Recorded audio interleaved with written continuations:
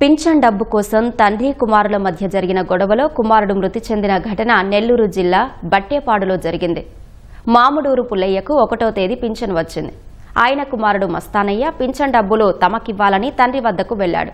ఈ క్రమంలో ఇరువురి మధ్య వాగ్వాదం జరిగింది. మస్తానయ్య తన తండ్రిపై చేయి చేసుకున్నాడు. ఆగ్రహించిన పుల్లయ్య పక్కనే ఉన్న కర్రతో కుమారుడు మస్తానయ్య తలపై కొట్టాడు.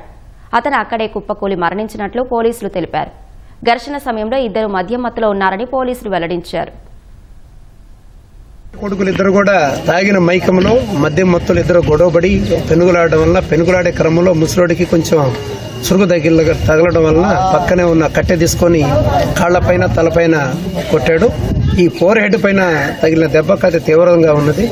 దీంతో అతనికి తిరుగుతూ స్పృహ తప్పి సుమారు 10:30 గంటల టైంలో స్పృహ తప్పి పడిపోవడం, రోడ్డు మీద పడిపోయినాడు. ఈ పడిపోయిన క్రమంలో చుట్టుపక్కల అంబులెన్స్ ఫోన్ చేస్తే వచ్చి వాళ్ళు విచారించి చనిపోయినట్లు నిర్ధారించినారు. ఈ విషయంలో ఈ పెన్షన్ డబ్బులు బలవంతంగా లాక్కునే క్రమంలో ఇష్టం లేని తండ్రి ఇద్దరి మధ్యలో గొడవబడి మద్యం దాగి మద్యం మత్తులో కొట్టిన దెబ్బల వలన ఈ కొడుకు చనిపోయినట్లుగా ప్రాథమిక నిర్ధారించి ఇందులో హత్యా నేరం కేసు నమోదు చేసి దర్యాప్తు చేస్తున్నాము.